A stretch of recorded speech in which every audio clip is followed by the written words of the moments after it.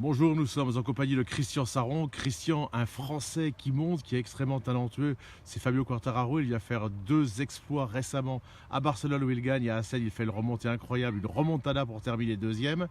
Alors il vient d'arriver qu'il va sans doute aller en MotoGP, c'est ce qui se dit dans le paddock ce week-end. Il y a beaucoup de gens qui disent que ça peut être trop tôt. Votre avis à vous, Christian, c'est trop tôt pour Il Diablo, la MotoGP? Ah, écoutez, il est en train de faire sa deuxième année de Moto 2, donc à partir du moment où il arrivera ça c'est au conditionnel encore, à bien terminer sa deuxième saison de Moto 2, avec d'autres victoires si possible et d'autres podiums, je pense que tenter sa chance en MotoGP, oui, parce qu'il ne faut pas oublier que Fabio Quartararo, d'accord, il n'a pas encore 20 ans, mais il a débuté la course il y a quand même de nombreuses années. Il était champion d'Espagne à 15 ans, il est arrivé en Grand Prix, il n'avait pas l'âge, on a fait d'ailleurs une exception pour lui laisser prendre le départ de son premier Grand Prix à pas tout à fait 16 ans.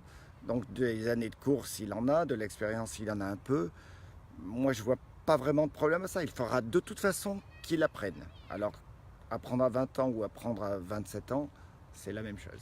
Mais Christian, de toute façon, à votre époque, les Américains, quand ils arrivaient, ils passaient pas par les petites catégories, en tout cas Non. pas toutes, et ils gagnaient directement. Oui, mais les Américains faisaient chez eux trois disciplines, du dirt, du cross et de la vitesse. C'était d'ailleurs pour l'acquisition du number one aux États-Unis, et de la vitesse en superbike, c'est-à-dire à l'époque c'était des 750, 4 temps, l'équivalent des superbikes. Ils avaient donc l'expérience déjà de moto relativement rapide.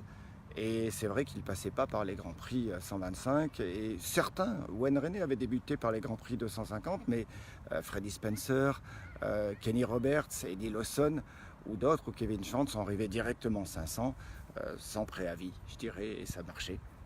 Alors depuis qu'on vient ici en 1998 au Saxon Ring, il y a beaucoup de monde, mais on ne se rend pas compte, nous, avec Laurent Régal, les jeunes, du public qu'il y avait. C'était pratiquement le seul événement qu'il y avait à l'époque, le Grand Oui, Prix oui, d'Allemagne oui. de l'Est. Oui, voilà, on était, il ne faut pas oublier, derrière le rideau de fer, régime communiste. Ces pays étaient extrêmement fermés. Les jeunes ne s'en rappellent pas, ne peuvent pas connaître.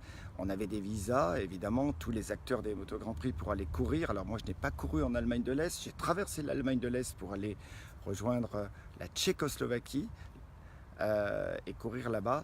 Mais ici, c'était une réunion, pratiquement une des rares disciplines sportives qui rassemblait des athlètes du monde entier. Jusqu'à fin 1971 où Dieter Braun a gagné ce Grand Prix. Il était allemand de l'Ouest. On a joué l'hymne allemand de l'Ouest devant un demi-million de spectateurs qui se sont dressés, scandé l'hymne occidental. Ça n'a pas plus du tout au régime communiste. Et l'année d'après, il n'y avait plus que les pilotes du bloc communiste qui étaient autorisés à ce qu'on a pu appeler le Grand Prix, mais ce n'était plus un Grand Prix international d'Allemagne. Ça a continué encore quelques années. En Allemagne, des courses, le circuit était très dangereux. Et puis ensuite, on a construit, mais le rideau de fer était tombé, on a construit ce nouveau circuit, le Sachsenring. C'était dans la fin des années 90. Et voilà, c'était l'anecdote du père Saron. Merci Christian. Alors moi, j'aurais voulu dire un autre mot de plus sur les pilotes américains. Allons-y. Parce qu'il faut préciser.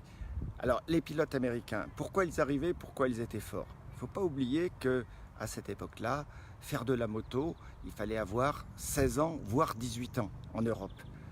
En France en tout cas, mais même en Europe, pour rouler sur une moto et pour participer aux compétitions.